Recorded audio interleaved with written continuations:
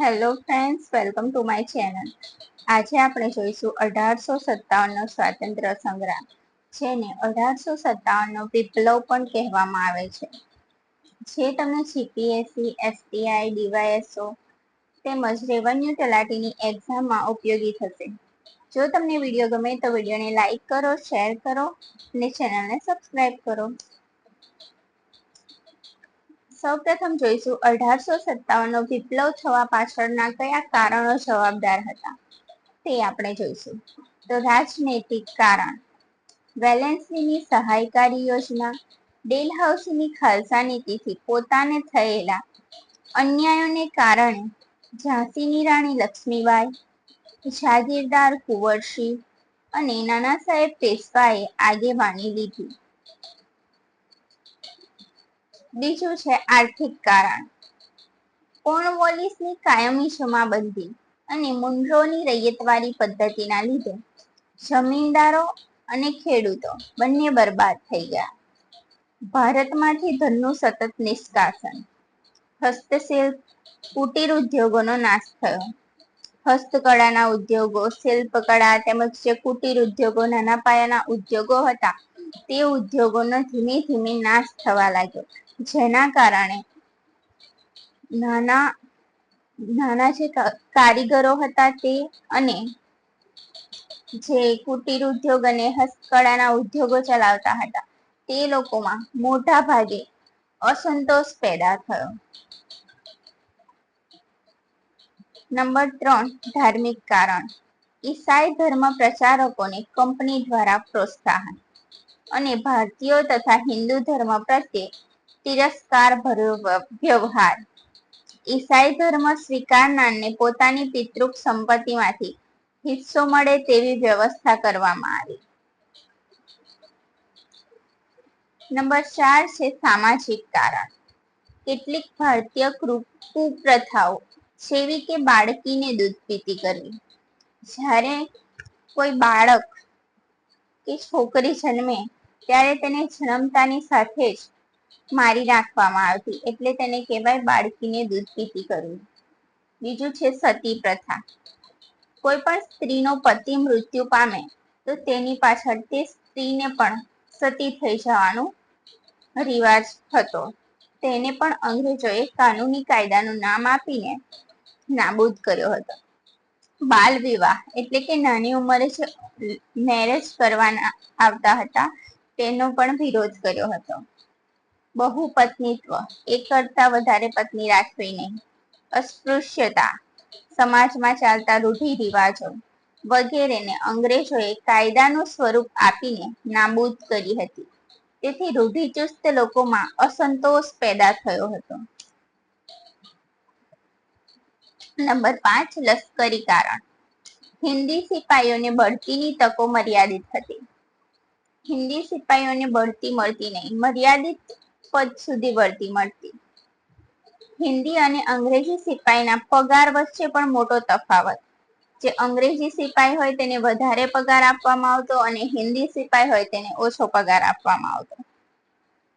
અંગ્રેજ સિપાહીઓ હિન્દી સિપાહીઓને હલકા અને તુચ્છ સમજતા હતા. તે સમયમાં ભારતીયો માટે સમુદ્રનું પાણી ઓળંગવાની મનાઈ હતી અને તેનું જે પાલન ન કરે તેને જ્ઞાતિ બહાર મૂકવામાં આવતા હતા. છતાં સિપાહીઓને ફરજિયાત વિદેશોમાં બ્રિટિશ યુદ્ધો માટે મોકલવામાં આવતા. નંબર 6, અન્ય કારણ, ભારતીયોને એવું લાગતું હતું કે અંગ્રેજ શાસન 100 વર્ષ ચાલશે. ઈસવીસન 1757ના પ્લાસીના યુદ્ધથી સત્તા હસ્તગત કરી જેના 100 વર્ષ ઈસવીસન 1857માં પૂરા થતા હોવાથી લોકોએ વિદ્રોહ કર્યો. નંબર 7, તાત્કાલિક કારણ, જાન્યુઆરી 1857માં લશ્કરમાં બ્રાઉન બેશનની એનફિલ્ડ રાઇફલ દાખલ કરવામાં આવી. અને એનફિલ્ડ રાઇફલ એક એવી રાઇફલ હતી કે જેના ફરતે ગાય અને ડુક્કરની ચરબી લગાવેલી હતી. આ કારતૂસ વાપરતી વખતે દાંત વડે તોડવી પડતી હતી. ધાર્મિક દ્રષ્ટિએ ગાય અને ડુક્કરનું માંસ ખાવાની મનાઈ હોવાથી અનુક્રમે હિન્દુ અને મુસ્લિમ સૈનિકોની લાગણી દુભાઈ. 21મી માર્ચ 1857 ના રોજ મંગલ પાંડે નામના સૈનિકે કારતૂસનો બહિષ્કાર કર્યો અને અંગ્રેજ અધિકારીને ગોળીથી ઘાયલ કર્યો. 8મી એપ્રિલ 1857 ના દિવસે તેને ફાંસી આપવામાં આવી. 1857 ના વિપ્લવનો સૌપ્રથમ શહીદ કોણ હતો? તો મંગલ પાંડે. આથી મંગલ પાંડે ઈસવીસન 1857 ના વિપ્લવનો પ્રથમ શહીદ બન્યો. 10 મે 1857 ના દિવસે મેરઠમાં હિન્દી સૈનિકોએ કારતૂસનો ઉપયોગ કરવાનો વિરોધ કર્યો અને 1857 ના વિપ્લવની શરૂઆત થઈ ગઈ. સંગ્રામના મુખ્ય બનાવો. સંગ્રામ વખતે મુખ્ય કયા બનાવો બન્યા હતા? તો 11મી મે 1857 ના રોજ મેરઠના સૈનિકો દિલ્હી પહોંચ્યા અને બહાદુર શાહ જફરે દિલ્હીથી નેતૃત્વ લીધું, જેની સામે નિકોલસન અને હડસન અંગ્રેજ સેનાપતિ હતા. બહાદુર શાહનો પરાજય થતા તેને પકડીને તેના ઉપર ગુનો દાખલ કરવામાં આવ્યો તથા તેમને રંગૂનમાં કેદ કરવામાં આવ્યા.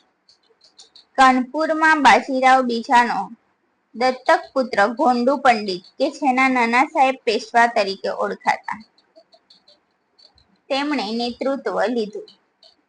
તેની સાથે તાત્યા ટોપે હતા.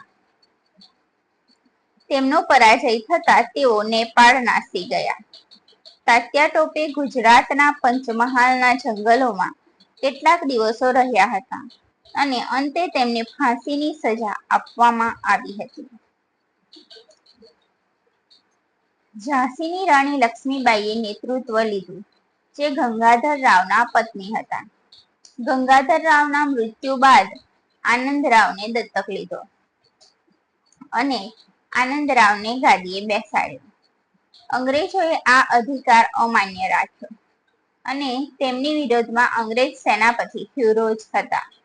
ઝાંસીની રાણી લક્ષ્મીબાઈના વિરોધમાં ફ્યુરોજ હતા. લક્ષ્મીબાઈ અને તાત્યા ટોપેએ એક સમયમાં ગ્વાલિયર પર કબજો કરી લીધો હતો, પરંતુ જ્યારે ગ્વાલિયરમાં લડતા હતા તો લડતા ઝાંસીની રાણી મૃત્યુ પામ્યા. જનરલ ફ્યુરોજે ઝાંસીની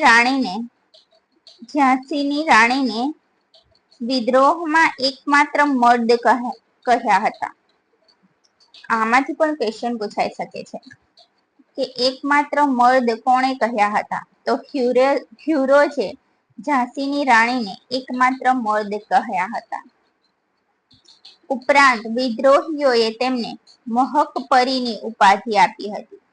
કોને મહકપરીની ઉપાધિ મળી હતી? તો ઝાંસીની રાણીને મહકપરીની ઉપાધિ આપવામાં આવી હતી.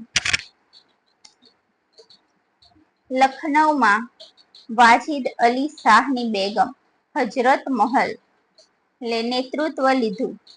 લખનૌ રાજ્ય ડેલહાઉસીએ અવ્યવસ્થાનું બહાનું આપીને ખાલસા કર્યું હતું.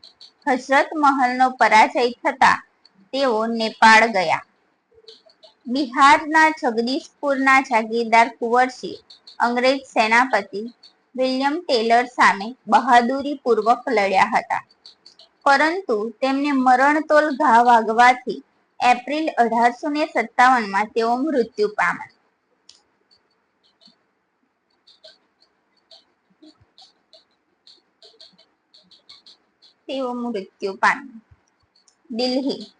દિલ્હીમાં ભારતીય સેના હતી. બહાદુર શાહ જફર અને બખ્તર ખાં સેનાપતિ, તેમજ અંગ્રેજ સેના હતી નિકોલસન અને હડસન. કાનપુરમાં નાના સાહેબ અને તાત્યા ટોપે અને તેમની સામે હતા કેમ્પબેલ. લખનૌમાં બેગમ હજરત મહલ અને તેમની સામે પણ હતા કેમ્પબેલ. અલ્હાબાદમાં લિયાકત અલી અને કર્નલ નીલ.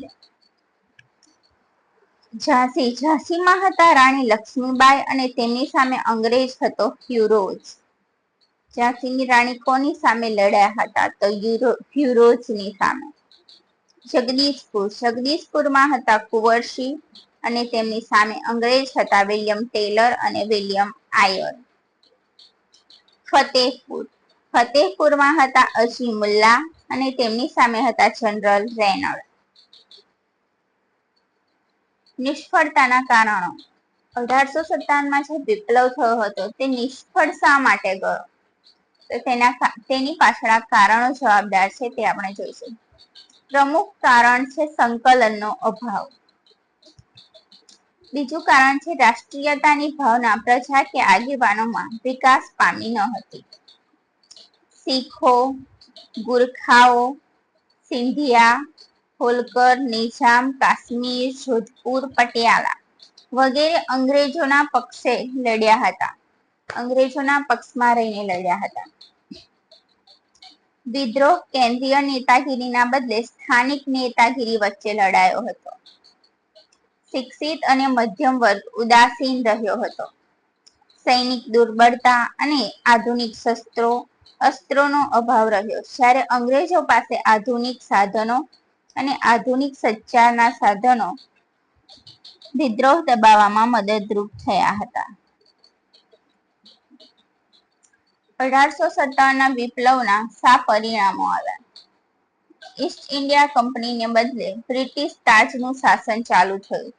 ગવર્નરના બદલે બ્રિટનની રાણીના પ્રતિનિધિત્વ નીચે વાઇસરોયનું પદ અસ્તિત્વમાં આવ્યું હતું. થોડા બંધારણીય અને પ્રમાણમાં ઉદાર શાસનની શરૂઆત થઈ. ફરજિયાત ધર્મ પરિવર્તનની પ્રક્રિયા બંધ કરવામાં આવી. અંગ્રેજ સૈનિકોની ભરતી વધારવામાં આવી અને હિન્દી સૈનિકોના પગાર ભથ્થા પણ વધારાયા. Thanks for watching my video ગમે તો વિડીયોને લાઈક કરો, શેર કરો એન્ડ ચેનલને સબસ્ક્રાઇબ કરો. Bye bye. હવે મળીશું નેક્સ્ટ વિડીયોમાં.